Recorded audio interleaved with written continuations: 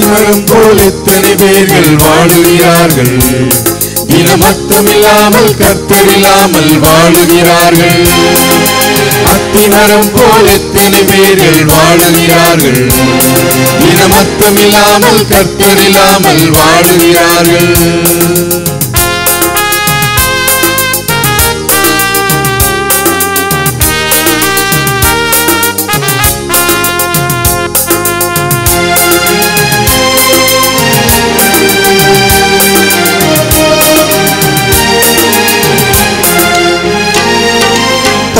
பார்க்க அழகாயிருந்தது அத்திமரம். இயேசு ஆசையோடு கனியை தேடினாரே மாற்றம். பார்க்க அழகாயிருந்தது அத்திமரம். இயேசு ஆசையோடு கனியை தேடினாரே மாற்றம். இப்படித்தானே மனிதர்கள் வாழும் வாழ்க்கை பல வேஷம். இப்படித்தானே மனிதர்கள் வாழும் வாழ்க்கை பல வேஷம். அத்திமரம் போல் எத்தனை பேர்கள் வாழுகிறார்கள். தினமத்தமில்லாமல் கர்த்தரில்லாமல் வாழுகிறார்கள். அத்திமரம் போல் எத்தனை பேர்கள் வாழுகிறார்கள். தினமத்தமில்லாமல் கர்த்தரில்லாமல் வாழுகிறார்கள்.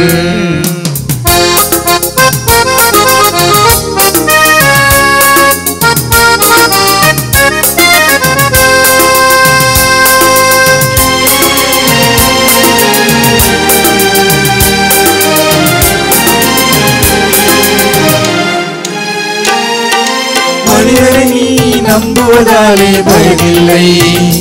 ஆனால் இயேசுவை மட்டும் நம்பிடுவாயே துன்பமில்லை. மனிதனை நம்புவதாலே பயமில்லை. ஆனால் இயேசுவை மட்டும் நம்பிடுவாயே துன்பமில்லை. கண்ணீரெல்லாம் துடைத்திடுவார், கவலைகள் எல்லாம் தீர்த்திடுவார். கண்ணீரெல்லாம் துடைத்திடுவார், கவலைகள் எல்லாம் தீர்த்திடுவார். அத்திமரம் போல் எத்தனை பேர்கள் வாழுகிறார்கள். தினமத்தமில்லாமல் கர்த்தரில்லாமல் வாழுகிறார்கள். அத்திமரம் போல் எத்தனை பேர்கள் வாழுகிறார்கள். தினமத்தமில்லாமல் கர்த்தரில்லாமல் வாழுகிறார்கள்.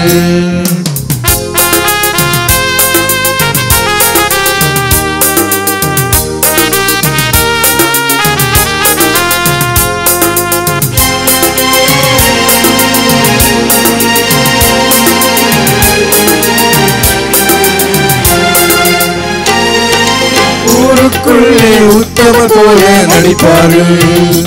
ஆனால் உண்மையிலே அத்திமரம் போல் இருப்பார்கள். ஊருக்குள்ளே உத்தமர் போல நடிப்பார்கள். ஆனால் உண்மையிலே அத்திமரம் போல் இருப்பார்கள். பேசுவதெல்லாம் வேதங்கள், போடுவதெல்லாம் வேஷங்கள். பேசுவதெல்லாம் வேதங்கள், போடுவதெல்லாம் வேஷங்கள். அத்திமரம் போல் எத்தனை பேர்கள் வாழுகிறார்கள். தினமத்தமில்லாமல் கர்த்தரில்லாமல் வாழுகிறார்கள். அத்திமரம் போல் எத்தனை பேர்கள் வாழுகிறார்கள். தினமத்தமில்லாமல் கர்த்தரில்லாமல் வாழுகிறார்கள். Price the Lord. கர்த்தருடைய நாமத்துக்கு மகிமை உண்டாவதாக. கர்த்தராகிய இயேசு கிறிஸ்துவின் இனிய நாமத்திலே உங்கள் யாவருக்கும் எங்களுடைய அன்பான வாழ்த்துக்களை நாங்கள் கூறிக்கொள்கிறோம். காணொளி காட்சி மூலமாகவும் இன்னும் ஹெவன் டிவி மூலம் வாரந்தோறும் ஞாயிற்றுக்கிழமைகளில் 1 மணி முதல் 2 மணி வரை கர்த்தருடைய செய்திகளை கேட்கிற அருமையான சகோதர சகோதரிகள் யாவரையும் கர்த்தருக்குள் நாங்கள் வாழ்த்துகிறோம். கர்த்தர் உங்கள் அனைவரையும் ஆசீர்வதிப்பாராக. கண்களை மூடி நாம் ஜெபிப்போம். சர்வ வல்லமையுள்ள எங்கள் தேவனாகிய கர்த்தாவே, நன்றியோடு கர்த்தருடைய நாமத்தை நாங்கள் மகிமைப்படுத்துகிறோம். உமக்கே ஸ்தோத்திரம், ஸ்தோத்திரம் ஆண்டவரே. சென்று போன காலங்களெல்லாம் எங்களை காத்து வழிநடத்தின கர்த்தர் கிருபையாக இந்த வருடத்தை நீர் எங்களுக்கு தந்திருக்கிறீர். எந்த நோக்கத்தோடு நாட்களை எங்களுக்கு கூட்டி கொடுக்கிறீரோ அந்த நோக்கம் எங்கள் யாவருட வாழ்விலும் நிறைவேறட்டும். கர்த்தருடைய வார்த்தைகளை கேட்கக்கூடிய அருமையான சகோதர சகோதரிகளை ஆண்டவரே உம்மிடத்திலே நினைப்பூட்டுகிறோம். கர்த்தர் அனைவரையும் ஆசீர்வதித்து காத்திருளும்படி உம்மிடத்திலே வேண்டிக் கொள்கிறோம். உமக்கே மகிமை. கர்த்தருடைய ஆவியானவர் இந்த வேளையிலே எங்களோடு இடைப்பட்டு உம்முடைய வல்லமையுள்ள வசனங்களை அருள் செய்யும்படியாய் உம்மிடத்திலே வேண்டிக் கொள்கிறோம். உமக்கே மகிமை உண்டாகட்டும். கர்த்தருக்கே மகிமை உண்டாவதாக. ஸ்தோத்திரம் ஆண்டவரே, உமக்கு ஸ்தோத்திரம். துதிகன மகிமையெல்லாம் உமக்கே ஏறெடுக்கிறோம். இயேசு கிறிஸ்துவின் மூலமாய் வேண்டிக் கொள்கிறோம் பரிசுத்த பிதாவே, ஆமென். கர்த்தருடைய நாமத்துக்கு மகிமை உண்டாவதாக. லூக்கா சுவிசேஷம் 13ஆம் அதிகாரம் 6வது வசனத்திலிருந்து 9வது வசனம் வரைக்கும் வாசிக்க கேட்போம். அப்பொழுது அவர் ஒரு ஊமையையும் சொன்னார். ஒருவன் தன் திராட்சை தோட்டத்தில் ஒரு அத்திமரத்தை நட்டிருந்தான். அவன் வந்து அதிலே கனியை தேடின போது ஒன்றும் காணவில்லை. அப்பொழுது அவன் தோட்டக்காரனை நோக்கி, இதோ 3 வருஷமாய் இந்த அத்திமரத்திலே கனியை தேடி வருகிறேன், ஒன்றையும் காணவில்லை. இதை வெட்டி போடு, நிலத்தையும் ஏன் கெடுக்கிறது என்றான். அதற்கு அவன், ஐயா, இது இந்த வருஷமும் இருக்கட்டும். நான் இதை சுற்றிலும் கொத்தி எரு போடுவேன். கனி கொடுத்தால் சரி, கொடாவிட்டால் இனிமேல் இதை வெட்டி போடலாம் என்று சொன்னான் என்றார். கர்த்தருக்கு மகிமை உண்டாகட்டும். கர்த்தர் அநேக காரியங்களை குறித்து ஒரு எடுத்துக்காட்டு மூலம் உவமை மூலம் அவர் பேசுகிறதை நம்ம பார்க்கலாம். இங்கே கர்த்தர் ஒரு காரியத்தை சொல்லுகிறார். ஒரு எஜமான் ஒரு திராட்சை தோட்டத்தை உண்டாக்கி அதிலே ஒரு அத்திமரத்தை நட்டிருந்தான். அவன் வந்து கனிகளை தேடுகிறான், கனி இல்லை. எஜமான் 3 வருட காலமாய் அந்த அத்திமரத்திலே கனியை தேடி அது கிடைக்காத பட்சத்தில் அவர் நினைக்கிறார், எதுக்கு இது இந்த அத்திமரம், இது வீணா நின்று கொண்டு இருக்கிறது, நிலத்தையும் கெடுக்கிறது, கனி கொடாத இந்த மரத்தை வெட்டி போடலாம் என்று தீர்மானித்து தோட்டக்காரரிடத்துல சொல்லுவார், இந்த மரத்தை வெட்டி போடு, இது நிலத்தை கெடுக்குது. அதற்கு அந்த தோட்டக்காரர், ஐயா, இது இந்த வருஷமும் இருக்கட்டும், நான் இதை சுற்றிலும் கொத்தி எரு போடுவேன், கனி கொடுத்தால் சரி, அப்படியும் அது கனி கொடாமல் போனால் இனிமேல் அது இருக்க வேண்டாம், அதை வெட்டி போடலாம் என்று தோட்டத்துக்கு சொந்தமான எஜமானிடத்திலே தோட்டக்காரர் பரிந்து பேசுகிறார். இதே போல இன்னொரு அத்திமரமும் இருந்தது. மத்தேயு சுவிசேஷம் 21ஆம் அதிகாரம் 18, 19, 20 வசனங்கள். காலையிலே அவர் நகரத்துக்கு திரும்பி வருகையில் அவருக்கு பசி உண்டாயிற்று.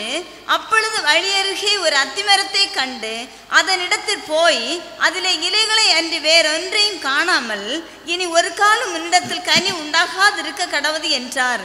உடனே அத்திமரம் பட்டு போயிற்று. சீஷர்கள் அதை கண்டு, இந்த அத்திமரம் எத்தனை சீக்கிரமாய் பட்டு போயிற்று என்று சொல்லி ஆச்சரியப்பட்டார்கள். இங்கே இன்னொரு அத்திமரத்தை பார்க்கலாம், கனி கொடாத அத்திமரம். ஆண்டவராகிய இயேசு கிறிஸ்து காலையிலே எருசலேமுக்கு அவர் திரும்பி வருகையில் அவருக்கு பசி உண்டாயிற்று. அப்பொழுது வழியருகே ஒரு அத்திமரத்தை கண்டு அதனிடத்தில் போய் கனியை தேடுகிறார். அந்த மரத்திலே இலைகளை அன்றி வேறொன்றும் அதில் இல்லை, கனி இல்லை. ஆகவே அந்த அத்திமரத்தை சபிக்கிறார். இனி உன்னிடத்தில் ஒரு காலும் கனி உண்டாகாதிருக்க கடவுது என்று சபித்து விட்டார். திரும்பி வரும் பொழுது சீஷர்கள் அதை பார்க்கிறாங்க. அந்த அத்திமரம் அத்தனை சீக்கிரத்தில் பட்டு போய்விட்டது.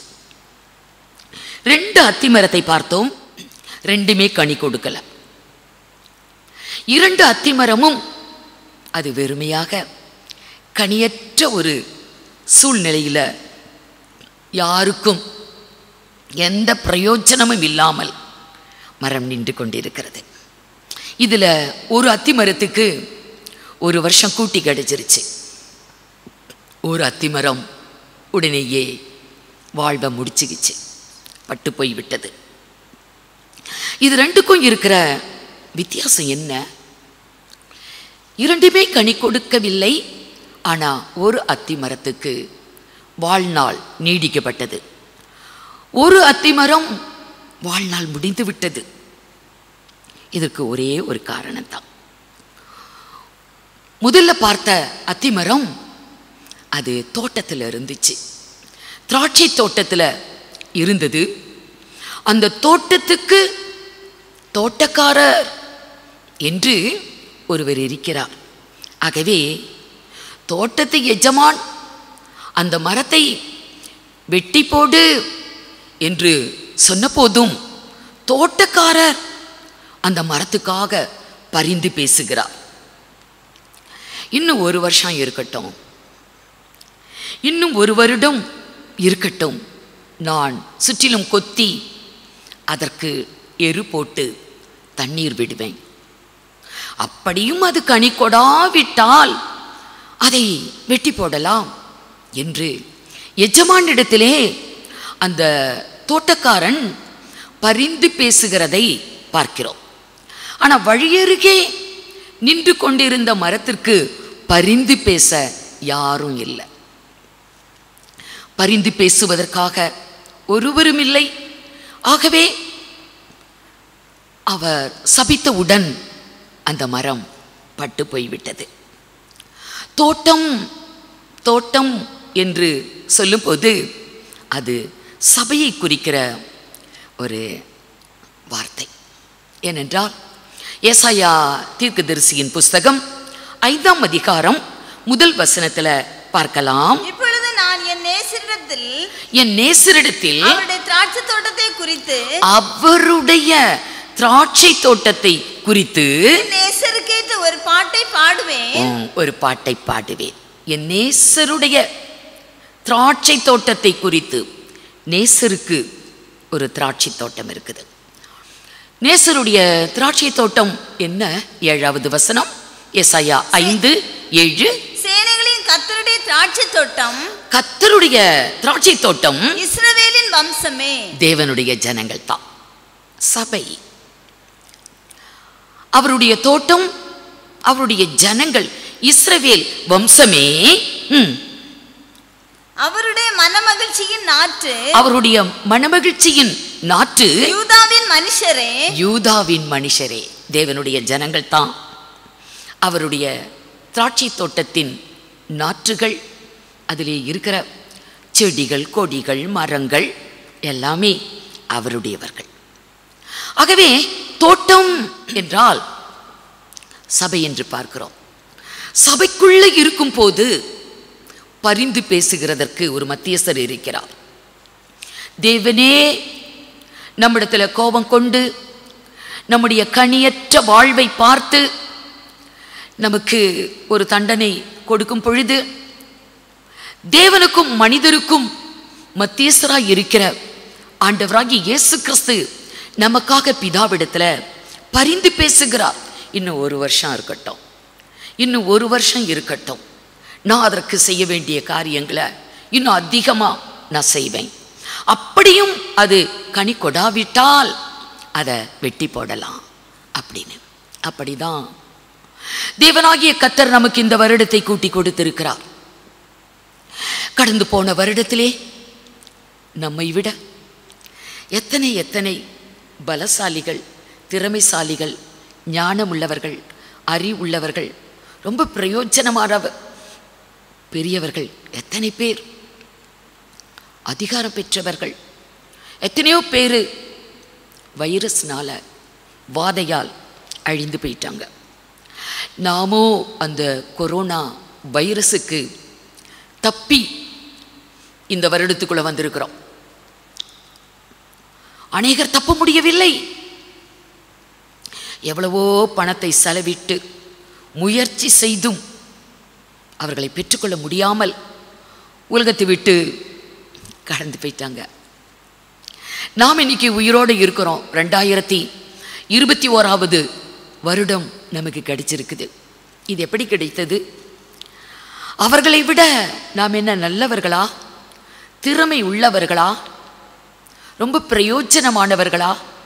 அப்படியெல்லாம் ஒன்றும் இல்லை. நாம சபைக்குள்ள இருந்ததுனால, கர்த்தருடைய தோட்டத்தில் இருந்ததுனால, நாம கனியற்றவர்களாய் வாழ்ந்த போதிலும் கூட மத்தியஸ்தராகிய கர்த்தர் தேவனுக்கும் நமக்கும் மத்தியிலே ஆண்டவராகிய இயேசு நமக்காக பரிந்து பேசினார்.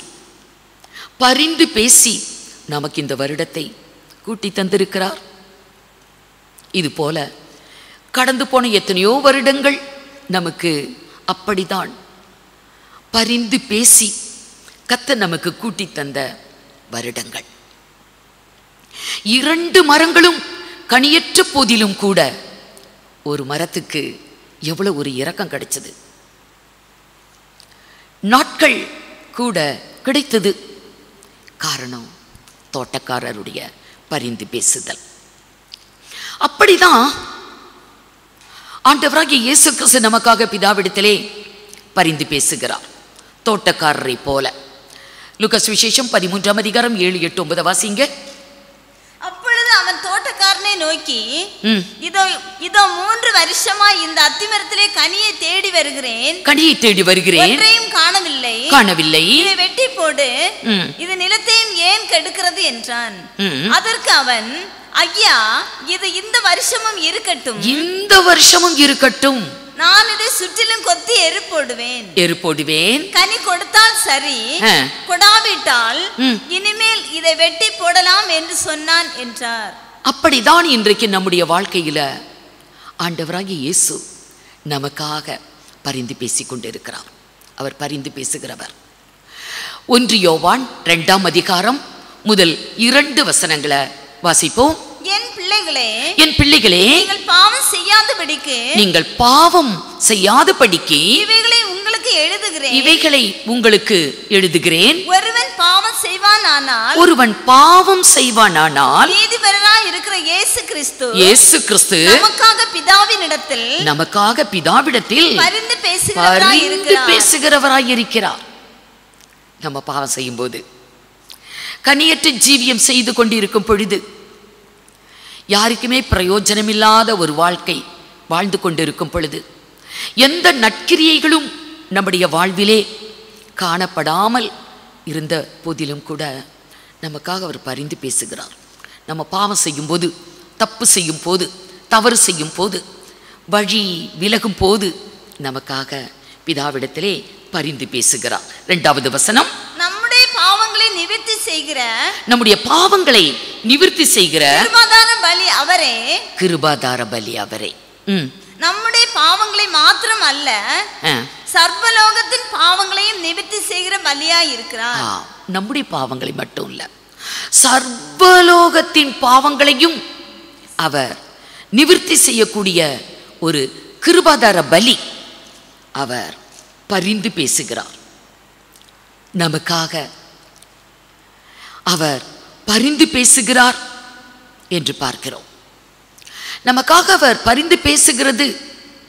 பரிந்து பேசுவதற்காக பிதாவுக்கும் நம்மளுக்கும், அதாவது தேவனுக்கும் நம்மளுக்கும் அவர் மத்தியஸ்தராய் இருக்கிறார், நடுவில் நிற்கிறார். எபிரேயர் 9 15 வசனம். 9 15 வசனம். ஆகையால் முதலாம் உடன்படிக்கையின் காலத்திலே நடந்த அக்கிரமங்களை நிவர்த்தி செய்யும் பொருட்டு அவர் மரணம் அடைந்து அழைக்கப்பட்டவர்கள் வாக்குத்தத்தம் பண்ணப்பட்ட நித்திய சுதந்திரத்தை அடைந்து கொள்வதற்காக புது உடன்படிக்கையின் மத்தியஸ்தராய் இருக்கிறார். நமக்கும் தேவனுக்கும் நடுவே நமக்காக பரிந்து பேசுவதற்காக அழைக்கப்பட்டவர்கள் வாக்குத்தத்தம் பண்ணப்பட்ட நித்திய சுதந்திரத்தை அடைந்து கொள்ளுவதற்காக புதிய உடன்படிக்கையின் மத்தியஸ்தர் ஆண்டவராகிய இயேசு கிறிஸ்து. அவர் ஒருவரே மத்தியஸ்தர். தேவனுக்கும் மனுஷருக்கும் மத்தியஸ்தர் ஒருவரே என்று அப்போஸ்தலனாகிய பவுல் தீமோத்தேயுக்கு எழுதும் போது சொல்லுவார். 1 தீமோத்தேயு 2ஆம் அதிகாரம் 5வது வசனத்துல அப்படி சொல்லப்பட்டிருக்கும். தேவன் ஒருவரே, தேவனுக்கும் மனுஷருக்கும் மத்தியஸ்தர் ஒருவரே. நம்முடைய தேவனாகிய கர்த்தர் ஒருவரே, மத்தியஸ்தரும் ஒருவரே. இது புதிய ஏற்பாட்டில் இருக்கிற தேவ ஜனங்களுக்கு கிடைத்த ஒரு பெரிய ஸ்லாக்கியம். ஆண்டவராகிய இயேசு நமக்காக பரிந்து பேசுகிறார். மத்தியஸ்தராய் இருந்து மத்தியிலே நின்று நமக்காக பரிந்து பேசுகிறார். பழைய ஏற்பாட்டின் காலத்துல இப்படிப்பட்டதான ஒரு மத்தியஸ்தர், பரிந்து பேசுவதற்குரிய மத்தியஸ்தர் இல்லை. ஏன்னா யோபு பக்தன் அப்படி ஏங்குவார், எனக்கும் தேவனுக்கும் இடையே ஒரு மத்தியஸ்தர் இருந்தா எத்தனை நன்றாய் இருக்கும். ஆனால் அப்படி ஒரு மத்தியஸ்தர் எனக்கு இல்லையே என்று யோபு பக்தன் ஏங்குவார். பாருங்க, யோபு புஸ்தகம் 9ஆம் அதிகாரம் 33வது வசனம். எங்கள் இருவர் மேலும், தேவனுக்கும் யோபுக்கும் நடுவே எங்கள் இருவருக்கும் தன் கையை வைக்கத்தக்க, எங்கள் இருவருக்கும் இடையே கையை வைக்கத்தக்க மத்தியஸ்தன் எங்களுக்குள் இல்லையே. மத்தியஸ்தன் எங்களுக்குள் இல்லையே. இன்றைக்கு நமக்கு மத்தியஸ்தர் இருக்கிறார், ஆண்டவர் இயேசு கிறிஸ்து. ஆனா யோபுக்கு அப்படி ஒரு மத்தியஸ்தர் இல்லை. அவன் அத்தனை பாடுகளை, அத்தனை துன்பங்களை அனுபவித்தான். ஒரு மத்தியஸ்தன் இருந்தால் எத்தனை நலமாய் இருக்கும் என்று அவன் ஒரு மத்தியஸ்தன் இல்லையே என்று யோபு பக்தன் ஏங்குகிறதை பார்க்கலாம்.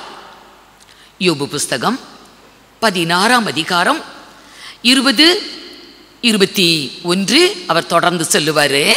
என் சிநேகிதர் என்னை பரியாசம் பண்ணுகிறார்கள், என்னுடைய சிநேகிதர் என்னை பார்த்து பரியாசம் பண்ணுகிறார்கள். என் கண் தேவனை நோக்கி கண்ணீர் சொரிகிறது. அழுன்னு அழுகிறார். இவருக்கு வந்த பாடுகள் மத்தியிலே நண்பர்களால் பரியாசமும் நிந்தையும் அவமானமும் அடைந்த போது அழுகிறார். எனக்காக தேவனிடத்துல பரிந்து பேச ஒருத்தரும் இல்லையே என்று அந்த வேளையில சொல்லுவார். அடுத்த வசனம் வாசிங்க. ஒரு மனுபுத்திரன் தன் சிநேகிதனுக்காக வழக்காடுகிறது போல, ஒரு மனுஷனுக்கு அவனுடைய சிநேகிதன் வழக்காடுகிறது போல தேவனோட மனுஷனுக்காக வழக்காடுகிறவர் ஒருவர் உண்டானால் நலமாய் இருக்கும். எனக்காக வழக்காடுகிறதுக்கு ஒருத்தரும் இல்லை, எனக்காக பரிந்து பேச ஒருவரும் இல்லை, எனக்கு மத்தியஸ்தர் ஒருவரும் இல்லை என்று யோபு கலங்குகிறதை பார்க்கிறோம். பழைய ஏற்பாட்டின் காலத்துல இப்படிப்பட்ட ஒரு மத்தியஸ்தர் இல்லை. வேதம் சொல்லுகிறது, யாராகிலும் திறப்பின் வாயிலில் நிற்பதற்கு ஒருவன் உண்டோ என்று நான் தேடி பார்த்தேன், ஒருவனையும் காணேன். மத்தியிலே நின்று, மனிதருக்கும் தேவனுக்கும் நடுவே நின்று, ஜனங்கள் அழியாதபடி, நகரம் அழியாதபடி, தேசம் அழியாதபடி, இன்றைக்கு திறப்பின் வாயிலே நிற்க ஒருவரும் இல்லையே என்று ஒரு ஏங்கல். எசேக்கியேல் 22ஆம் அதிகாரம் 30வது வசனம். நான் தேசத்தை அழிக்காதபடிக்கு, நான் தேசத்தை அழிக்காதபடிக்கு திறப்பிலே நிற்கவும் சுவரை அடைக்கவும் தக்கதாக ஒரு மனுஷனை தேடினேன், ஒருவரையும் காணேன். ஒருத்தரும் இல்லை. தேசத்துக்கும், அதாவது ஜனத்துக்கும் தேவனுக்கும் மத்தியிலே ஒருத்தரும் இல்லை. தேசத்துக்காய் பரிந்து பேச, ஜனத்திற்காய் பரிந்து பேச ஒருவரையும் நாம் பார்க்க முடியல இல்லை என்று இந்த இடத்திலே சொல்லப்பட்டிருக்கிறது. பழைய ஏற்பாட்டின் காலத்தில் இஸ்ரவேல் ஜனங்களை வழிநடத்தி கொண்டு போன மோசே அந்த ஜனத்துக்காக மத்தியஸ்தனாய் இருந்தான், பரிந்து பேசினான், திறப்பின் வாயிலே நின்றான். வேதம் சொல்லுகிறது. சங்கீதம் 106:23, ஆகையால் அவர்களை நாசம் பண்ணுவேன் என்றார். இஸ்ரவேல் ஜனத்தை நான் அழிப்பேன், நாசம் பண்ணுவேன் என்று தேவன் சொன்னார். அப்பொழுது அவரால் தெரிந்து கொள்ளப்பட்ட மோசே, அப்பொழுது தேவனாலே தெரிந்து கொள்ளப்பட்ட மோசே அவர்களை அவர் அழிக்காதபடிக்கு அவருடைய உக்கிரத்தை ஆற்றும் பொருட்டு, தேவனுடைய கோபத்தை ஆற்றும் பொருட்டு அவருக்கு முன்பாக திறப்பின் வாயிலே நின்றான். ஏன் அழிப்பேன் சொன்னாரு? தேவ ஜனத்தை அழிப்பேன் என்று ஏன் தேவன் சொன்னாராம்? சங்கீதம் 106:19 வரைக்கும் வாசிங்க. அவர்கள் ஓரேபிலே ஒரு கன்றுக்குட்டியை உண்டாக்கி வார்ப்பிக்கப்பட்ட விக்கிரகத்தை நமஸ்கரித்தார்கள். தங்கள் மகிமையை புல்லை தின்கிற மாட்டின் சாயலாக மாற்றினார்கள். எகிப்திலே பெரிய கிரியைகளையும் காமின் தேசத்திலே அதிசயங்களையும் சிவந்து சமுத்திர தண்டையிலே பயங்கரமானவைகளையும் செய்தவராகிய தங்கள் இரட்சகரான தேவனை மறந்து விட்டார்கள். எகிப்தில இந்த ஜனத்துக்காக தேவன் பெரிய பெரிய அதிசயங்களையும் அற்புதங்களையும் செய்தார். ஆனா அதையெல்லாம் கண்களால் பார்த்த பின்பு தேவனை மறந்து கன்றுக்குட்டிய செய்து அதை தேவன் என்று வழிபட்டாங்க. கர்த்தரை மறந்து விட்டார்கள், கர்த்தரை விட்டு பின்வாங்கி போனார்கள். ஆகவே தேவன் இனி இவங்களை நான் வச்சிருக்கவே மாட்டேன், இவங்களை அழிப்பேன் என்றார். இவ்வளவு பயங்கரமான பாவத்தை செய்த இந்த ஜனத்தை இனி நான் வைத்திருக்க மாட்டேன், அழித்து விடுவேன் என்று சொன்னபோது மோசே மத்தியஸ்தனாய் நின்று பரிந்து பேசினார். ஆண்டவரே, ஜனங்கள் செய்த பாவம் பெரிய பாவம், மகா பெரிய பாவத்தை செய்திருக்கிறாங்க. உங்களுக்கு மன்னிக்க முடிஞ்சா மன்னிச்சிருங்க, இல்லாவிட்டால் என் பெயரை ஜீவ புஸ்தகத்தில் இருந்து கிறுக்கி போட்டு ஜனங்களை எப்படியாகிலும் கொண்டு போய் பாலும் தேன் ஓடக்கூடிய கானான் தேசத்திலே கூட்டி சேர்ப்பித்திருங்க என்று ஜனங்களுக்காய் மத்தியிலே நின்று அவன் பரிந்து பேசுகிறான். யாத்ராகமம் 32:31 வரைக்கும். அப்படியே மோசே கர்த்தரிடத்திற்கு திரும்பி போய், ஐயோ, இந்த ஜனங்கள் பொன்னினால் தங்களுக்கு தெய்வங்களை உண்டாக்கி மகா பெரிய பாவம் செய்திருக்கிறார்கள். ஆகிலும் தேவரீர் அவர்கள் பாவத்தை மன்னித்தருளுவீரானால் மன்னித்தருளும், இல்லாவிட்டால் நீர் எழுதின உம்முடைய புஸ்தகத்தில் இருந்து என் பெயரை கிறுக்கி போடும் என்றான். பார்த்தீங்களா, மகா பெரிய பாவம். கர்த்தருடைய அற்புதமான செயல்கள், அதிசயமான காரியங்கள், அவருடைய வல்லமையான, அவருடைய ஓங்கிய புயத்தை கரத்தை பார்த்த ஜனம் ஒரு அற்பமான ஒரு கன்றுக்குட்டியை செய்து பொன்னினால் செய்து எங்களை வழிநடத்தி வந்த தெய்வம் நீதான் என்று மகா பெரிய பாவத்தை செய்தார்கள். ஆகவே தேவன் கோபம் கொண்டார். அப்ப இவன் பரிந்து பேசுறான். ஜனங்கள் செய்த பாவம் மகா கொடுமையான பாவம், மகா பெரிய பாவம். தேவரீர் மன்னித்தருள்வீரானால் மன்னித்தருளும், இல்லாவிட்டா என்னுடைய பெயரை ஜீவ புஸ்தகத்திலிருந்து கிறுக்கி போடுங்க என்று கேட்டான். அதற்கு கர்த்தர் என்ன பதில் சொன்னாரு? அப்பொழுது கர்த்தர் மோசேயை நோக்கி எனக்கு விரோதமாய் பாவம் செய்தவன் எவனோ, எனக்கு விரோதமாய் பாவம் செய்தவர்கள் எவர்களோ அவர்களைத்தான் அழிப்பேன் அப்படின்னு சொல்லிட்டார். இப்படி பழைய ஏற்பாட்டின் காலத்துல பரிந்து பேச ஒரு மனிதன் இருந்தான். ஆனால் புதிய ஏற்பாட்டின் காலத்துல ஆண்டவராகிய இயேசு கிறிஸ்து நமக்காக பிதாவிடத்திலே வேண்டுதல் செய்கிறார். அதற்காய் அவர் எப்பொழுதுமே ஜீவன் உள்ளவராய் இருக்கிறார். சதா காலங்களிலும் அவர் உயிரோடு இருக்கிறபடியால் நமக்காக அவர் பரிந்து பேசிக் கொண்டிருக்கிறார், நமக்காக பிதாவிடத்திலே வேண்டுதல் செய்து கொண்டிருக்கிறார் என்று வேதத்தில் எழுதப்பட்டிருக்கிறது. எபிரேயர் 7:25 மேலும் தமது மூலமாய் தேவனிடத்தில் சேருகிறவர்களுக்காக, இயேசு கிறிஸ்து மூலமாய் தேவனிடத்திலே சேருகிறவர்களுக்காக வேண்டுதல் செய்யும்படிக்கு அவர் எப்பொழுதும் உயிரோடு இருக்கிறபடியால் அவர்களை முற்றுமுடிய வல்லவராயும் இருக்கிறார். முடிய ரட்சிக்க வல்லவர். அவர் சதா காலங்களில் உயிரோடு இருக்கிற தேவன். அவர் வேண்டுதல் செய்கிறார். பிதாவிடத்திலே நம்மளுக்காக வேண்டுதல் செய்கிறார். மத்தியஸ்தராய் இருந்து பரிந்து பேசுகிறார். மத்தியஸ்தராய் இருந்து பிதாவிடத்திலே நமக்காக வேண்டுதல் செய்கிறார். அதற்காகவே உயிர் தெழுந்த இயேசு பிதாவின் வலது பார்சத்திலே உட்கார்ந்து கொண்டிருக்கிறார். அவர் அங்கே இருந்து நமக்காக வேண்டுதல் செய்கிறார் என்று வேதத்தில் சொல்லப்பட்டிருக்கும். அப்போஸ்தலனாகிய பவுல் ரோமர் சபைக்கு எழுதும் போது அவர் சொல்லுவார். ரோமருக்கு எழுதின நிருபம் 8ஆம் அதிகாரம் 34வது வசனம்.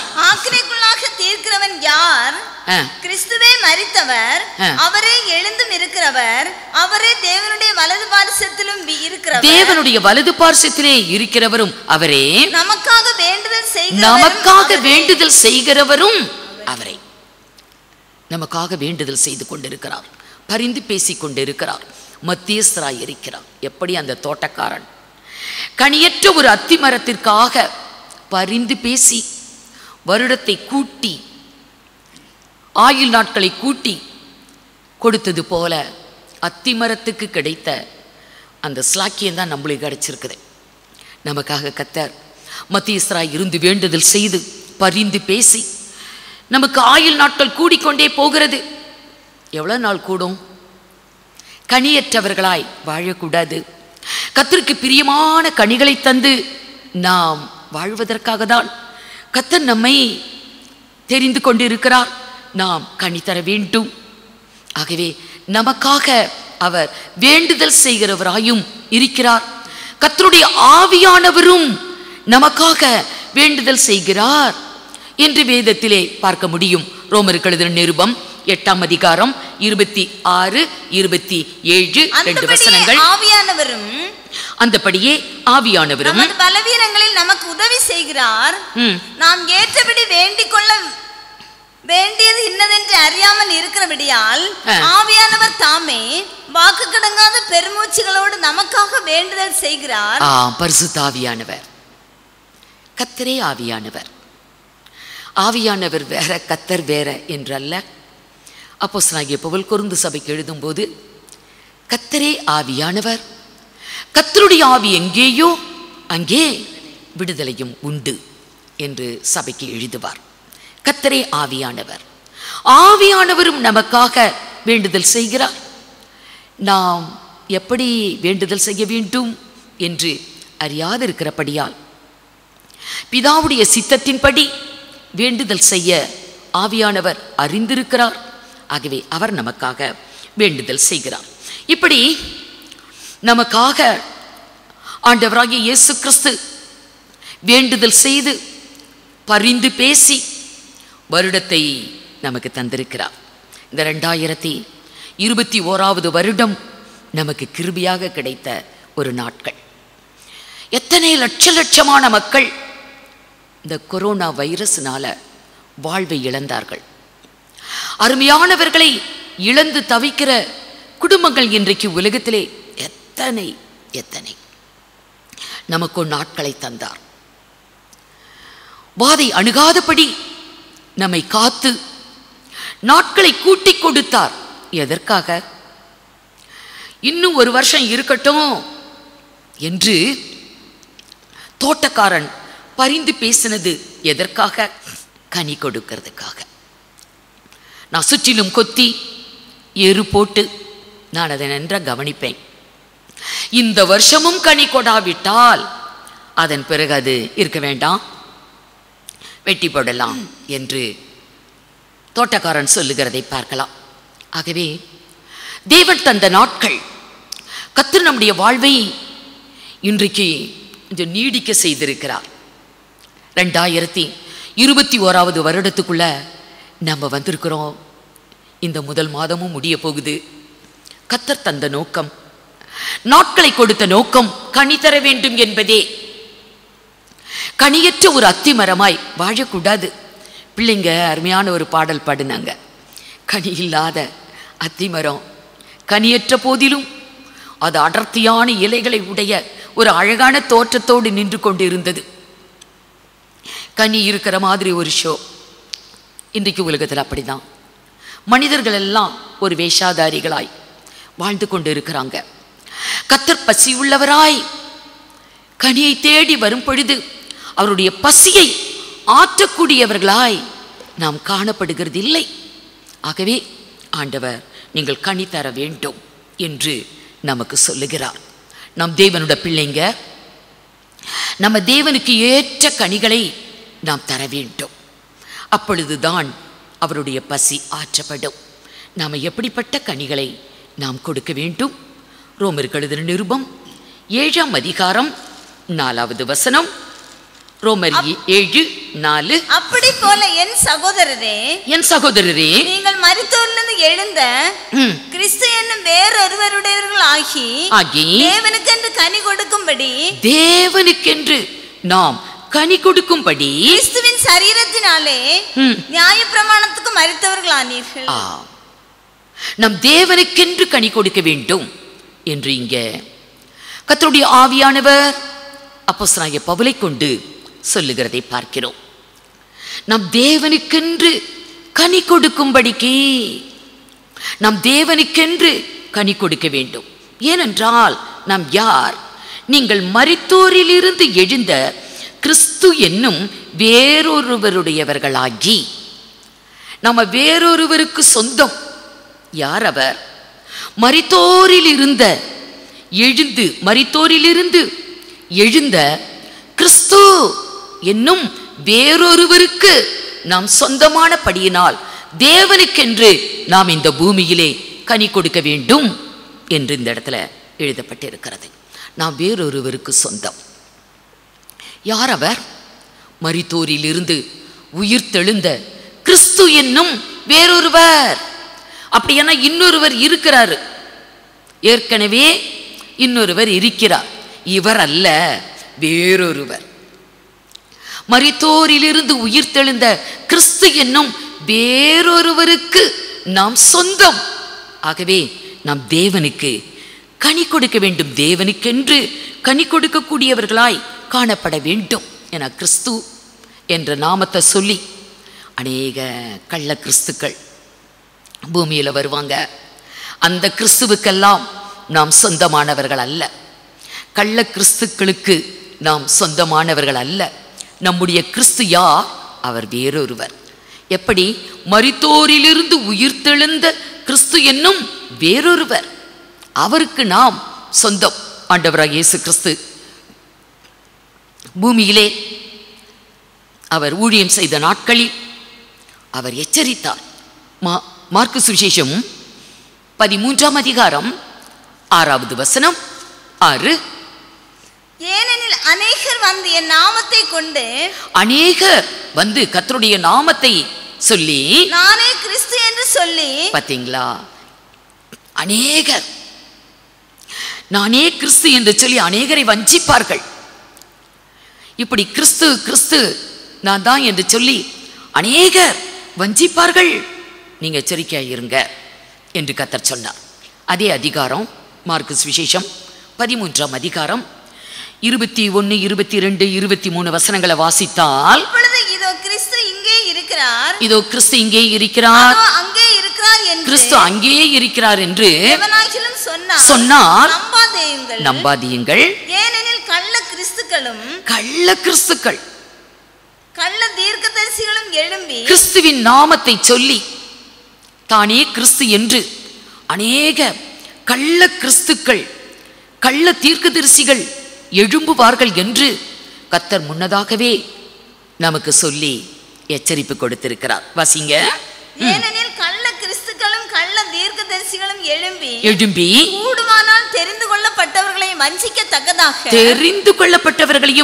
வஞ்சிக்கத்தக்கதாக அடையாளங்களையும் அற்புதங்களையும் செய்வார்கள். பெரிய அடையாளங்களை செய்வாங்க, அற்புதங்களை எல்லாம் செய்வாங்க. இன்னைக்கு ஜனங்கள் அற்புதங்களையும் அடையாளங்களையும் தீர்க்க தரிசனங்களையும் நம்பிதான் இன்னைக்கு ஓடிட்டு இருக்கிறாங்க. தீர்க்க தரிசனம் வாயில வந்ததெல்லாம் சொன்னா போதும், ஜனங்கள் குவிஞ்சிருவாங்க. பொய்யான சில அற்புத அடையாளங்கள் இன்னைக்கு நடக்குது என்றால் ஜனங்கள் அங்கே அதிகமாக கூடுவாங்க. ஜனங்களை இப்படி வஞ்சிப்பதற்காக சாத்தானுடைய ஒரு சதி திட்டம்.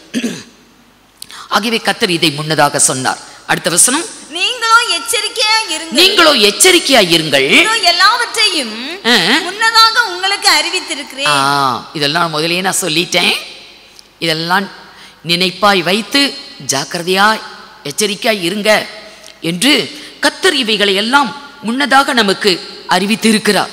ஆகவே நாம் யார்? மரித்தோரிலிருந்து உயிர்த்தெழுந்த கிறிஸ்து என்னும் வேறொருவருக்கு நாம் சொந்தம். இப்ப இங்கெல்லாம் நடமாடிக்கிட்டு இருக்கிற கிறிஸ்துக்கு நாம் சொந்தம் அல்ல. நம்முடைய கிறிஸ்து வேறொருவர். அவருக்கு நாம் சொந்தமானபடியினால் தேவனுக்கென்று கனி கொடுங்கள் என்று அப்போஸ்தலனாகிய பவுல் ரோமர் சபைக்கு எழுதினதை நாம் பார்த்தோம். ரோமர் 7ஆம் அதிகாரம் 4ஆம் வசனத்துல, ஆகவே நாம் வேறொருவருக்கு சொந்தம், ஆகவே நாம் தேவனுக்கென்று கனி கொடுக்க வேண்டும். நம்ம தேவனுக்கென்று கனி கொடுக்கணும். கனி கனி என்றாலே நம்முடைய வாழ்விலே காணக்கூடிய நற்கிரியைகள், நல்ல காரியம். நம்ம செய்யக்கூடிய ஒவ்வொரு நற்கிரியைகளுக்கும் பெயர்தான் கனிகள். நல்ல காரியம் செய்யணும். இந்த பூமியில நம்ம வாழறதே நன்மை செய்கிறதுக்காகவும் நற்கிரிகளை செய்கிறதுக்காகவும் தான் தேவன் நம்மை இந்த உலகத்திலே பிறப்பித்தார். ஆகவே நம்ம நல்ல காரியங்களை செய்யணும், நன்மை செய்யணும், நற்கிரிகளை நம்ம செய்யணும். அப்படி நம்ம செய்யும் போது ஒரு காரியத்தை கவனத்தில் வைத்துக் கொள்ளணும். நாம் எதை செய்தாலும் தேவனுக்கென்று நல்மனதோடு செய்யணும், மனுஷருக்கென்று செய்யக்கூடாது. அதை வேதம் எச்சரிக்கிறது. கொலோசியர் 3ஆம் அதிகாரம் 24வது வசனம். 3ஆம் அதிகாரம் 24வது வசனம். எதை செய்தாலும், நாம் எதை செய்தாலும் அதை மனுஷர்களுக்கென்று செய்யாமல், அதை மனுஷருக்காக செய்யக்கூடாது, அதை கர்த்தருக்கென்று நல்மனதோடு செய்ய வேண்டும். நம்ம எதை செய்தாலும் கர்த்தருக்கென்று செய்யணும், மனுஷருக்கென்று செய்யக்கூடாது. ஆனால் இன்றைக்கு ஒரு மனிதனை எடுத்துக்கொள்ளலாம். அவர் கஷ்டப்பட்டு சம்பாதிக்கிறது மனைவிக்காக, பிள்ளைகளுக்காக. அவர் கஷ்டப்படும் போது சொல்லுவார், உங்களுக்காக தான் நான் நாள் முழுவது காலையிலிருந்து இரவு வரைக்கும் பாடுபடுறேன் என்று அழுத்து கொள்ளுவார். அப்படியே ஒரு மனைவியை எடுத்துக்கொள்ளலாம். அவங்க பாடுபடுறது கணவருக்காகவும் பிள்ளைகளுக்காகவும் தான். ஆனால் இன்னைக்கு நம்ம இவர்களுக்காய் பாடுபடும் போது, அவங்க நன்றி இல்லாமல் போகும்போது ரொம்ப வருத்தம் வரும். மனைவி பிள்ளைங்க நன்றி இல்லை, அவர் வருத்தப்படுவார். நான் இவ்வளோ பாடுபடுறது உங்களுக்கான நன்றி இல்லையே என்று மன நொந்து கொள்ளுவார். அப்படியே மனைவி எடுத்துக்கொள்ளலாம். இவ்வளோ கஷ்டப்படுறாங்க குடும்பத்தில், ஆனால் கணவருக்கு கொஞ்சம் கூட நன்றி இல்லை, பிள்ளைகளுக்கு நன்றி இல்லை, தாயை மதிக்கல. அப்ப மனுஷருக்கென்று செய்யறனால தான் இந்த வருத்தங்கள் உண்டாகிறது. அப்படியே சகோதரருக்குள்ளே, நண்பர்களுக்குள்ளே, உறவினர்களுக்குள்ளே நாம் இன்றைக்கு நல்ல காரியங்களை செய்துகிட்டு அவங்க நன்றியா இருப்பாங்கன்னு எதிர்பார்க்கிறோம். ஏமாற்றங்கள் வரும் பொழுது மன நொந்து போறோம். ஆகவே தான் எதை செய்தாலும் நம்ம செய்யக்கூடிய நன்மையை மனுஷருக்கென்று செய்யக்கூடாது, மனைவிக்காக, பிள்ளைகளுக்காக, அல்லது கணவருக்காக, பிள்ளைகளுக்காக, அல்லது சகோதரர்களுக்காக, நண்பர்களுக்காக, உறவினர்களுக்காக என்றெல்லாம் செய்யக்கூடாது. நாம் எதை செய்தாலும் பாருங்க, கொலோசியர் 3ஆம் அதிகாரம் 24வது வசனம். எதை செய்தாலும் அதை மனுஷருக்கென்று செய்யாமல் கர்த்தருக்கென்றே மனப்பூர்வமாய் செய்யுங்கள். மனப்பூர்வமா கர்த்தருக்கென்று செய்யணும். மனைவிக்கு செய்தாலும் கர்த்தர் கொடுத்த மனைவி, ஆகவே நான் அது கர்த்தருக்கு செய்கிறேன். பிள்ளைகளுக்கு செய்தாலும் பிள்ளைகள் கர்த்தரால் வந்த சுதந்திரம், ஆகவே நான் கர்த்தருக்கென்று நல்மனதோடு செய்கிறேன். நம்ம குடும்பத்துக்காக நம்ம பாடுபட்டாலும் கூட அதை கர்த்தருக்கென்றே நல்மனதோடு செய்தா, அவங்க நன்றி இருக்குதோ இல்லையோ, நமக்கு மனதில் வேதனைகள் வராது. நாங்கள் ஊழியத்தில், நாங்கள் ஒரு கிராமத்தில் ஊழியம் செய்து கொண்டு இருக்கிறோம். இங்கிருந்து மற்ற ஊர்களுக்கு செல்லும் போது பல ஊர்களை கடந்து போவோம். அப்படி இந்த ஊர்லேருந்து ஒரு ஊருக்கு கடந்து போகும்போது வழிநடுக அநேக வீடுகள் இருக்கும். அதில் ஒரு வீட்டில் ஒரு வாசகம் எழுதி போட்டிருக்கோம். எனக்கு அதை பார்த்தபோது மனது ரொம்ப துக்கப்பட்டேன். ஏனென்றால் அவருடைய வீட்டு வாசல்ல ஒரு வாசகம். என்ன வாசகம்? நன்றி கெட்ட மகனை விட நாய்கள் மேலடா என்று ஒரு பெரிய நல்ல கொட்டை எழுத்துல நான் பஸ்ஸில் போகும்போது தான் நான் அந்த வாசகத்தை பார்த்தேன். அது அநேக நாட்கள் நான் அந்த பாதையில் செல்லும் பொழுதெல்லாம் அந்த வீட்டை நான் கவனித்து பார்ப்பேன். அந்த வீட்டாருடைய ஒரு உறவினரை நான் சந்தித்த பொழுது நான் கேட்டேன், ஏன் அவங்க வீட்டில் நன்றி கெட்ட மகனை விட நாய்கள் மேலடா என்ற ஒரு வாசகம் வீட்டு வாசல்ல முன்னுக்கு எல்லாருக்கும் தெரிகிற மாதிரி அப்படி போட்டிருக்காங்க. எதற்காக? அந்த குடும்பத்தின் தகப்பனாருடைய மனம் நொந்து போய் தானே அவர் அப்படி போட்டிருக்கிறாரு. அது ஏன்? அது உண்மைதான். பிள்ளைகளால் அவருக்கு சமாதானம் இல்லை, பிள்ளைகளால் ஒரு சந்தோஷம் இல்லை, பிள்ளைகளால் ஒரு மன ஆறுதல் இல்லை. ஆகவே நன்றி கெட்ட மகனை விட நாய்கள் மேலடா என்ற ஒரு வாசகத்தை அவர் எழுதி போட்டிருக்கிறார் என்று சொன்னாங்க. ஒரு குடும்பத்தின் தலைவன் தன்னுடைய மனைவிக்காக பிள்ளைகளுக்காக என்று அவன் கஷ்டப்பட்டு பாடுபட்டு உழைச்சு கொண்டு வந்து அவன் கொடுத்த போதிலும் நன்றி இல்லாவிட்டால் மனது எத்தனை புண்படுகிறது. ஆகவே மனிதர்கள் நன்றி உள்ளவர்களோ இல்லாதவர்களோ நாம செய்யக்கூடிய நல்ல காரியம் நம்ம குடும்பத்துக்காகவே செய்தால் கூட, நம்முடைய மனைவி நம்முடைய பிள்ளைங்கள் அல்லது நம்முடைய கணவர் நம்முடைய பிள்ளைகளுக்கே செய்தாலும் கூட வேதம் என்ன சொல்லுகிறது? எதை செய்தாலும் அதை மனுஷருக்கென்று செய்யாமல் கர்த்தருக்கென்றே மனப்பூர்வமாய் செய்யுங்கள். கர்த்தருக்கென்று செய்தா அவங்க நன்றி இல்லாத சூழ்நிலை நேரிடும் போது நமக்கு அது வருத்தம் வராது, நம்ம வருத்தப்பட மாட்டோம். பிள்ளைகளுக்கு நன்றி இல்லை, மனைவிக்கு நன்றி இல்லை, கணவருக்கு நன்றி இல்லை என்று கவலைப்பட மாட்டோம். ஆகவே தேவனுக்கென்று கனி கொடுங்கள். நாம் கிறிஸ்துவுக்குரியவர்கள், தேவனுக்கென்று கனி கொடுங்கள் என்று வேதத்தில் சொல்லப்பட்டிருக்கிறது. ஏன்னா தேவனுக்கென்று கனி கொடாமல் போகும் பட்சத்தில், கனி என்பது எல்லாரோட வாழ்விலும் உண்டு, மனிதனாய் பிறந்த எல்லாரோட வாழ்விலும் உண்டு. ஆனால் புசிக்க தகுந்த கனி, புசிக்கத்தகாத கனி. சில கனிகள் புசிக்க முடியாது, சில கனிகள் பாய்சனாக இருக்கும், சாப்பிட முடியாது. அது நம்ம புசிக்க தகுந்த கனிகள் தான் அது பயனுள்ளது.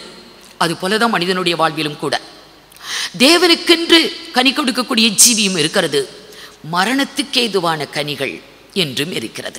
ரோமருக்கு எழுதின நிருபம் 7ஆம் அதிகாரம் 5வது வசனம்.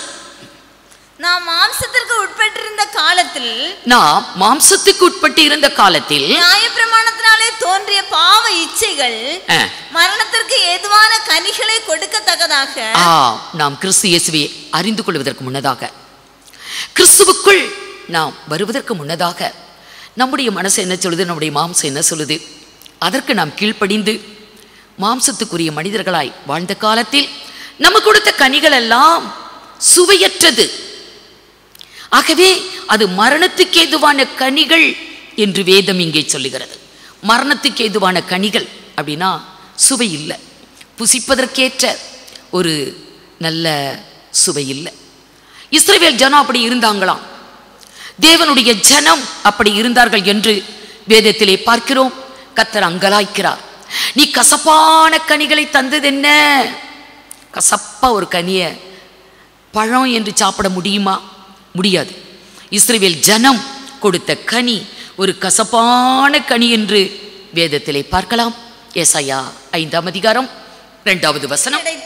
வேலி அடைத்து கற்களை பொறுக்கி அதிலே நற்குல திராட்சை செடிகளை நட்டு அதன் நடுவில் ஒரு கோபுரத்தை கட்டி அதில் ஆலையையும் உண்டு பண்ணி நல்ல திராட்சை பழங்களை தரும் என்று காத்திருந்தார். அதுவோ கசப்பான பழங்களை தந்தது. அந்த பழத்தை எப்படி சாப்பிடுறது? கனியற்ற ஜீவியமும் கசப்பான கனி தரக்கூடிய வாழ்வும் எல்லாம் ஒண்ணுதான். கசப்பானத கனி, இதுக்காக இவ்வளோ பாடுபட்டார். அந்த அதிகாரத்தை பார்க்கலாம். அவர் செய்த செயல்களை எல்லாம் அத்தனையும் வாங்கிக்கிட்டு கசப்பான கனியை கொடுத்தது என்று அங்கலாய்க்கிறார். ஆகவே நல்ல கிரியைகள் தான் நற்கனி. துர்க்கிரியைகள் அது சுவைக்க தகுந்ததல்ல, கசப்பான கனி. இன்னும் ஒரு கனியை பார்க்கலாம். மாம்சம், அதாவது மாம்சமும் மனசும் விரும்புகிற அசுத்தமான காரியங்களை செய்யக்கூடிய துர்க்கிரியைகள், இது கனிகள் என்று பார்க்கிறோம். சர்ப்பத்தின் கனி என்று ஒரு கனி இருக்கிறது. எசாயா 14 அதிகாரம் 29வது வசனம். 14:29. முழு பெலிஸ்தியாவே, உன்னை அடித்த கோல் முறிந்ததென்று அக்களிப்பாய் இராதே. பாம்பின் வேரிலிருந்து கட்டுவிரியன் பாம்பின் வேரிலிருந்து கட்டுவிரியன் தோன்றும். அதன் கனி, அந்த கட்டுவிரியனின் கனி, அதன் கனி பறக்கிற அக்கினி சர்ப்பமாய் இருக்கும். இங்கே பார்க்கிறோம் ஒரு கனி, சர்ப்பத்தின் கனி, விரியன் அதனுடைய கனி, பறக்கிற சர்ப்பமாயிருக்கும் கனி. பாம்பிலிருந்து ஒரு கனி வருதுன்னா அதிலிருந்து வரக்கூடிய பாய்சன் தான், விஷம். இந்த பாம்பின் கனி, இது எங்கே பாம்புல தான் கனி, பாம்புல தான் அதோடைய கனி விஷம் இருக்குது என்றால் அது ஏன் இங்கே எழுதப்பட்டு இருக்கிறது என்றால் அது மனிதனிடத்தில் இருக்குது. வேதம் அப்படி சொல்லுகிறது. சங்கீதம் 143 143.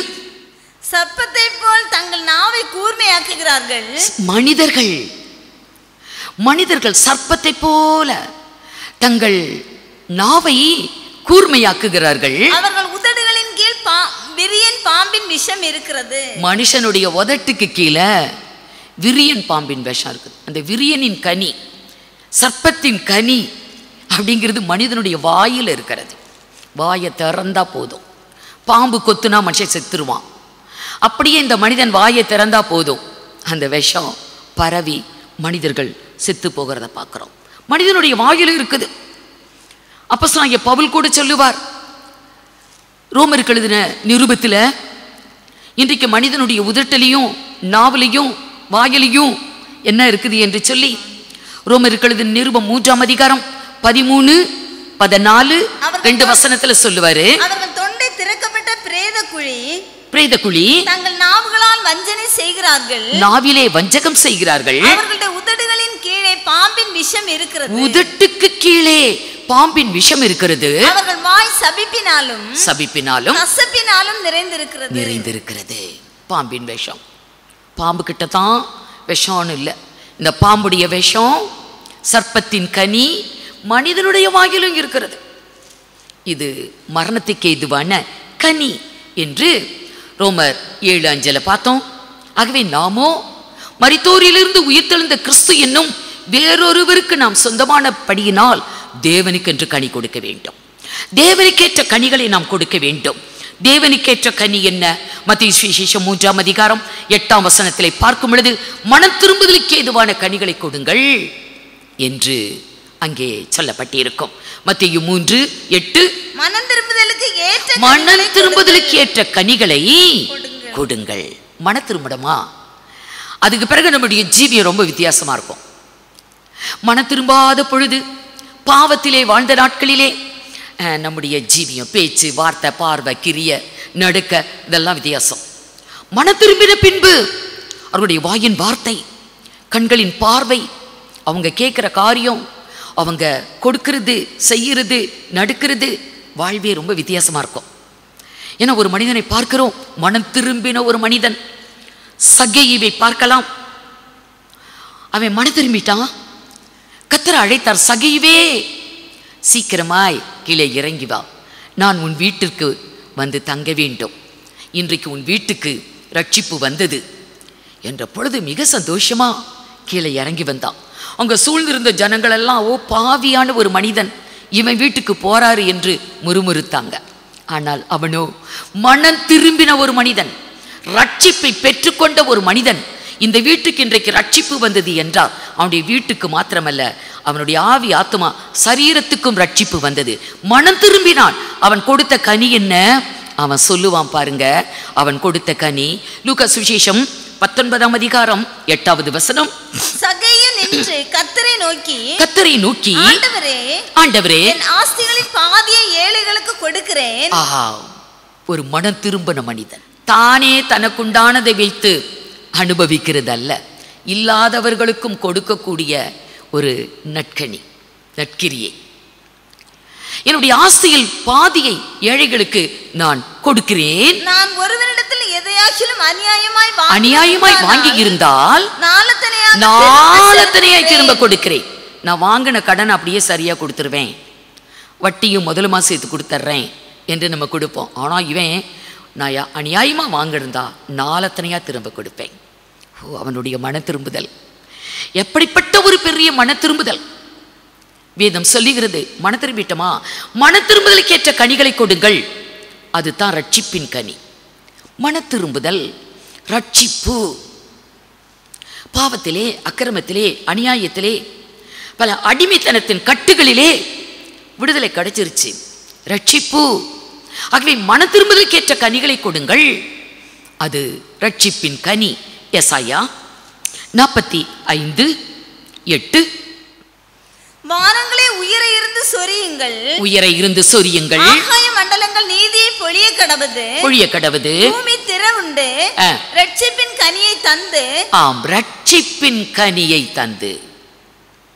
மன திரும்புதலுக்கேற்ற கனி, ரட்சிப்பின் கனி, இவைகளெல்லாம் ஒன்றுதான். இது தேவனுக்கேற்ற கனிகள், இது தேவனுக்கு ஏற்ற கனிகள், அவருக்கு இஷ்டமான கனி. அடுத்து பிலிப்பியர் 1:10. தேவனுக்கு மகிமையும் துதியும் உண்டாகும்படி இயேசு கிறிஸ்துவினால் வருகிற நீதியின் கனிகளால் நிறைந்தவர்களாய். சபைக்கு எழுதுகிறார் அப்போஸ்தலனாகிய பவுல். பிலிப்பி சபைக்கு எழுதும் போது, நீதிக்குரிய கனிகளால் நீங்கள் நிறைந்தவர்களாய் இருக்க வேண்டும். நீதிக்குரிய கனிகள், நல்ல காரியங்கள், நற்கிரியைகள், இவைகள் தான் நீதி. வேதத்திலே எழுதப்பட்டிருக்கிற வாக்கியங்களை நம்முடைய வாழ்வில் நிறைவேற்றுகிறது. அது நீதி. நீதிக்குரிய கனிகள் என்றாலும் கொலோசியர் 1:10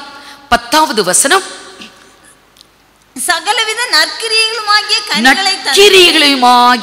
கனிகளை தந்து. நற்கிரியைகளாகிய கனிகள் என்றாலும் நீதியின் கனிகள் என்றாலும் ரெண்டும் நம்ம செய்கிற நல்ல காரியங்கள், நன்மையான காரியங்கள், நற்கிரியைகள். இதுதான் மணவாட்டியின் வஸ்திரத்தை கொடுக்கிறது. ஆட்டுக்குட்டியானவருடைய கல்யாணம் வருகிறது. மணவாட்டி தன்னை ஆயத்தப்படுத்தினாள் என்று சொல்ல கேட்டேன் என்று யோவான் எழுதுவார். அவளுக்கு கல்யாண வஸ்திரம் கொடுக்கப்பட்டது. அந்த கல்யாண வஸ்திரம் என்ன? அவங்க இந்த பூமியிலே வாழ்ந்த பொழுது செய்த நீதியான கிரியைகள், நற்கிரியைகள். அதுதான் மணவாட்டியின் வஸ்திரமா, கல்யாண வஸ்திரமா கிடைக்குது. ஆகவே நம்ம பூமியில செய்யக்கூடிய நன்மைகள், நற்கிரியைகள் நமக்கு பரலோகத்துல மணவாட்டி வஸ்திரத்தை கொடுக்கிறது. வெளிப்படுத்தல் 19 7, 8 இரண்டையும் வாசிங்க. நான் சந்தோஷப்பட்டு களி கூர்ந்து அவருக்கு துதி செலுத்த கடவோம். ஆட்டுக்குட்டியானவருடைய கல்யாணம் வந்தது. அவருடைய மனைவி தன்னை ஆயத்தம் பண்ணினாள் என்று சொல்ல கேட்டேன். சுத்தமும் பிரகாசமுமான மெல்லிய வஸ்திரம் தரித்துக் கொள்ளும்படி அவளுக்கு அளிக்கப்பட்டது. அந்த மெல்லிய வஸ்திரம் பரிசுத்தவான்களுடைய நீதிகளே. பாத்தீங்களா? பரிசுத்தவான்களாய் இந்த பூமியிலே வாழ்ந்து நம்ம நல்ல காரியங்களை செய்தா மணவாட்டிக்குரிய அந்த கல்யாண வஸ்திரம் நமக்கு கிடைக்குது. இங்க நம்ம ஒவ்வொரு நல்ல காரியம் செய்ய செய்ய அங்க ஒவ்வொரு நூலா ஓடி நமக்கு அந்த வஸ்திரம் அங்க ஆயத்தப்படுது. ஆகவே நீதியாகிய கனிகள், நற்கிரிகளாகிய கனிகள், மன திரும்புதலுக்கு ஏதுவான கனிகள், ரட்சிப்பின் கனிகள், இவைகளெல்லாம் தேவனுக்கு ஏற்ற கனிகள். தேவனுக்கு என்று கனி கொடுங்கள் என்று வேதத்தில் எழுதப்பட்டிருக்கிறது. அடுத்ததாக கலாத்தியர் 5:22-23. ஆவியின் கனியோ அன்பு, சந்தோஷம், சமாதானம், நீடிய பொறுமை, தயவு, நற்குணம், விசுவாசம், சாந்தம், இச்சையடக்கம், இப்படிப்பட்டவைகளுக்கு விரோதமான பிரமாணம் ஒன்றுமில்லை. பார்த்தீங்களா? ஆவிக்குரிய கனிகள் 9 கனிகள், ஆவிக்குரிய கனிகள். இந்த ஆவிக்குரிய கனிகள் எல்லாம் நற்குணங்கள், நல்ல பண்புகள், நல்ல குணநலன்கள். இந்த ஆவிக்குரிய கனிகள் நம்மிடத்திலே காணப்பட வேண்டும். இது தேவனுக்கென்று கொடுக்கிற கனி, தேவனுக்கு பிரியமான கனி, மன திரும்புதலுக்கேற்ற கனி, ரட்சிப்புக்குரிய கனி, நீதியின் கனிகள், நற்கிரிகளாகிய கனிகள், ஆவிக்குரிய கனிகள். இவைகளெல்லாம் தேவனுடைய ராஜ்யத்திற்கு உரிய கனிகள். அவங்க தான் போக முடியும். தேவனுடைய ராஜ்யத்திற்குரிய கனிகள் என்று பார்க்கிறோம். மத்தேயு சுவிசேஷம் 21ஆம் அதிகாரம் 43வது வசனம். ஆகையால் தேவனுடைய ராஜ்யம் உங்களிடத்திலிருந்து நீக்கப்பட்டு, தேவனுடைய ராஜ்யத்தை தேவன் முதலாவது இஸ்ரவேல் ஜனங்களுக்கு தான் கொடுத்திருந்தார். தேவனுடைய ராஜ்யம் அவர்களை விட்டு எடுபட்டது, புறஜாதிக்கு கொடுக்கப்பட்டது. தேவனுடைய ராஜ்யத்தை ஏன் அவர்களை விட்டு அவர் எடுத்து விட்டார்? முதலாவது கொடுத்தாரு, அப்புறம் எடுத்துட்டார். ஏன்னா தேவனுடைய ராஜ்யத்துக்கு ஏற்ற கனிகளை இஸ்ரவேல் ஜனம் கொடுக்கல. ஆகவே அவர்களை விட்டு தேவனுடைய ராஜ்யத்தை எடுத்து விட்டாராம். வாசிங்க. ஆகையால் தேவனுடைய ராஜ்யம் உங்களிடத்திலிருந்து நீக்கப்பட்டு, உங்களிடத்திலிருந்து நீக்கப்பட்டு அதற்கேற்ற கனிகளை தருகிறார், அதற்கேற்ற கனிகளை தரக்கூடியவர்களுக்கு ஜனங்களுக்கு கொடுக்கப்படும். அப்ப தேவனுடைய ராஜ்யத்துக்கேற்ற கனி, அதுதான் தேவனுக்குரிய கனி, தேவனுக்கேற்ற கனி. நாம் இப்ப வாசித்தமே, மன திரும்புதலுக்கு ஏதுவான கனி, ரட்சிப்புக்குரிய கனி, நீதிக்குரிய கனி, நற்கிரிகளாகிய கனி, ஆவிக்குரிய கனிகள். இவைகளெல்லாம் தேவனுக்குரிய, தேவனுக்கு ஏற்ற கனிகள். இது தேவனுடைய ராஜ்யத்துக்குரிய கனிகள். ஆகவே தேவனுடைய ராஜ்யத்துக்கேற்ற கனிகளை தர்றவங்களுக்கு தான் தேவனுடைய ராஜ்யம் கொடுக்கப்படுகிறது. ஆகவே ஆண்டவராகிய தேவன் நமக்கு நாட்களை கூட்டி கொடுத்தது எதற்காக? கனி தரும்படி. எவ்வளோ பேர் போயிட்டாங்க, நாம் மீந்திருக்கிறோம். வேதத்தில் அப்படி சொல்லப்பட்டிருக்கும். ஏசாயா புஸ்தகத்தில் 37ஆம் அதிகாரம் 31ல் நாம் தப்பிச்சு கொரோனாவுக்கு தப்பி மீந்த ஜனம். வாசிங்க. யூதா வம்சத்தாரில் தப்பி, யூதா வம்சத்தார் தப்பி மீந்திருக்கிறவர்கள் மறுபடியும், மீந்திருக்கிறவர்கள் எஞ்சி இருக்கிறவர்கள் மறுபடியும் கீழே வேர் பற்றி, கீழே வேர் பற்றி மேலே கனி கொடுப்பார்கள். கனி கொடுப்பாங்க. ஏன் தேவன் நம்மளை தப்பு வச்சு நம்ம மீந்திருக்கிற ஜனமா இருக்கிறோம். எத்தனை லட்சம் பேர் போனாங்க. நம்முடைய தேசத்திலும் கூட எத்தனை பேர் போய்விட்டார்கள். நம்மை தேவன் தப்புவித்து மீந்திருக்கிற ஜனமா எதற்காக வைத்தாராம்? அவர்கள் கீழே வேர் பற்றி மேலே கனி கொடுப்பார்கள். நம்ம கனி கொடுக்கிறதுக்காக தான் நம்மளை தப்புவிச்சு நாட்களை தந்திருக்கிறார். நாம் இந்த நாட்களையும் வீணடித்து விட்டால் அப்புறம் நம்ம தப்பி போக மாட்டோம். ஆண்டவராகிய தேவன் நம்மை தெரிந்து கொண்டதே கனி கொடுக்கிறதுக்கு தான். நீங்கள் என்னை தெரிந்து கொள்ளவில்லை, நான் உங்களை தெரிந்து கொண்டேன். நீங்கள் பிதாவிடத்திலே கேட்டுக்கொள்வது எதுவோ அதை அவர் உங்களுக்கு கொடுக்கத்தக்கதாக நீங்கள் போய் கனி கொடுக்கும் படிக்கும், அந்த கனி நிலைத்திருக்கும் படிக்கும் நான் உங்களை ஏற்படுத்தினேன் என்று ஆண்டவராகிய இயேசு சொன்னார். கனி கொடுப்பதற்காக தான் கர்த்தர் நம்மை ஏற்படுத்தி வைத்திருக்கிறார். யோவான் சுவிசேஷம் 15ஆம் அதிகாரம் 16வது வசனம். நீங்கள் என்னை தெரிந்து கொள்ளவில்லை, நீங்கள் என்னை தெரிந்து கொள்ளவில்லை, நான் உங்களை தெரிந்து கொண்டேன், நான் உங்களை தெரிந்து கொண்டேன். நீங்கள் என் நாமத்தினாலே, நீங்கள் என் நாமத்தினாலே பிதாவை கேட்டுக்கொள்வது எதுவோ அதை அவர் உங்களுக்கு கொடுக்கத்தக்கதாக நீங்கள் போய் கனி கொடுக்கும் படிக்கும். நம்ம கனி கொடுக்கிறதுக்காக தான் அனுப்பப்பட்டிருக்கிறோம். கனி தரும் ஜீவியம் நம்மிடத்திலே காணப்பட வேண்டும். கர்த்தருடைய தோட்டத்திலே அத்திமரமாய் இன்றைக்கு நின்று கொண்டு இருக்கிறோம். கனியற்ற அத்திமரமாய் இருந்தால் இந்த வருஷம் கிடைச்சிருச்சு, அடுத்த வருஷம் கிடைக்குமான்னு தெரியாது. 2022 நாம் பார்க்க முடியுமான்னு தெரியாது.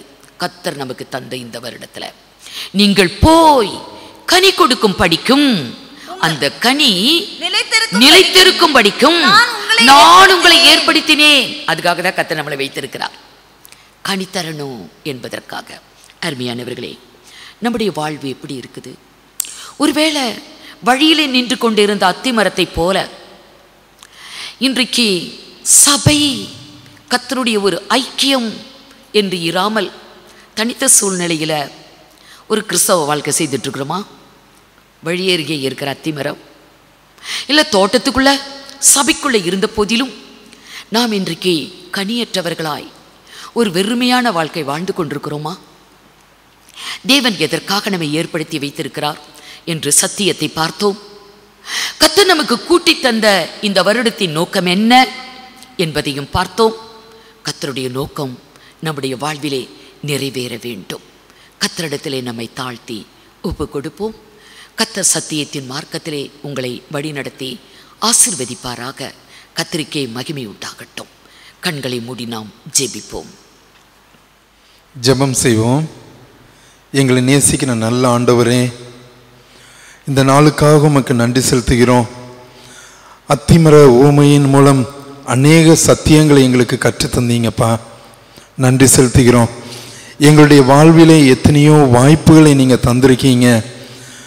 நாங்கள் தவறு செய்யும்போது, நாங்கள் வழி விலகி போகும்போது எங்களுக்காக பிதாவினிடத்திலே பரிந்து பேசுகின்ற ஒரு தகப்பனாக இருக்கிறபடியால் உம்மை நன்றியோடு ஸ்தோத்தரிக்கிறோம். வாய்ப்புகளை எங்களுக்கு தரும் பொழுது அதை நாங்கள் பயன்படுத்தி கொள்ள எங்களுக்கு உணர்வை தர வேண்டுமாறு ஜெபிக்கிறோம்ப்பா. மனம் போன போக்கிலே நாங்கள் வாழாதபடி உம்முடைய சித்தத்தின்படி வாழ, உம்முடைய சித்தத்தை நிறைவேற்ற எங்கள் ஒவ்வொருவரையும் நீங்கள் எடுத்து பயன்படுத்துங்க. எங்களுடைய பலவீனங்களிலே எங்களுக்கு நீங்கள் உதவி செய்கின்ற தகப்பனாக இருக்கிறபடியால் நன்றியோடு ஸ்தோத்தரிக்கிறோம். சென்ற வருடம் முழுவதும் வாதையங்களை அணுகாதபடி நீங்கள் காத்து கொண்டீங்கப்பா. எத்தனையோ பேர் தங்களுடைய உயிரை மாய்த்து கொண்ட பொழுது கூட எங்கள் ஒவ்வொருவரையும் நீங்கள் சுகபத்திரமாய் பாதுகாத்து கொண்டீங்க. எந்த நோக்கத்திற்காக இந்த உலகத்திலே எங்களை நீங்கள் வாழ வைக்கிறீங்களோ அந்த நோக்கத்தை நாங்கள் நிறைவேற்ற எங்கள் ஒவ்வொருவருக்கும் ஒரு உதவி செய்யுங்க. ஆண்டவரே, நாங்கள் கனி கொடுக்க எங்களை அழைத்திருக்கிறீங்கப்பா. அந்த அழைப்பை உணர்ந்தவர்களாக, அந்த உன்னத நோக்கத்தை நாங்கள் உணர்ந்தவர்களாக தேவனுக்கேற்ற கனிகளை கொடுக்க எங்களுக்கு உதவி செய்யுங்க. நற்கிரியைகளை செய்ய எங்கள் ஒவ்வொருவருக்கும் ஆண்டவரே நீங்கள் உணர்வை தாங்கப்பா. எங்களுடைய வாழ்க்கையிலே நல்ல கிரியைகள் காணப்படட்டும். நீர் எங்களை அளவுக்கு அதிகமாய் நேசித்தபடியினாலே எங்களுக்காக உம்முடைய ஜீவனையே நீங்கள் எங்களுக்கு தந்தீங்கப்பா. ஆண்டவரே, நாங்கள் ஒவ்வொருவரும் மனம் திரும்புதலுக்கு ஏற்ற கனிகளை, ரட்சிப்பின் கனிகளை, நீதிக்குரிய கனிகளை, ஆவியின் கனிகளை நாங்கள் கொடுக்க நீங்கள் விரும்புகிறீங்க. அந்தபடியே நாங்கள் ஒவ்வொரு நாளும் உம்முடைய சித்தத்தை நிறைவேற்றுவர்களாக காணப்பட எங்கள் ஒவ்வொருவரையும் எடுத்து பயன்படுத்தும். ஆண்டவரே, இந்த புதிய ஆண்டிலேயும் கூட உம்முடைய சித்தத்தை மட்டுமே நாங்கள் நிறைவேற்றுவர்களாக காணப்பட எங்கள் ஒவ்வொருவரையும் நீங்கள் எடுத்து பயன்படுத்த வேண்டுமாறு ஜெபிக்கிறோம். ஆண்டவரே, கனியுள்ள வாழ்க்கையை நாங்கள் வாழ எங்கள் ஒவ்வொருவருக்கும் நீங்கள் உதவி செய்யுங்க. மீட்பர் இயேசுவின் மூலம் ஜெபிக்கிறோம் நல்ல பிதாவே, ஆமேன். என் ஆத்துமாவே கர்த்தரை ஸ்தோத்திரி, என் முழு உள்ளமையுடைய பரிசுத்த நாமத்தை ஸ்தோத்திரி. என் ஆத்துமாவே கர்த்தரை ஸ்தோத்திரி, அவர் செய்த சகல உபகாரங்களையும் மறவாதே. ஆமேன். Praise the Lord.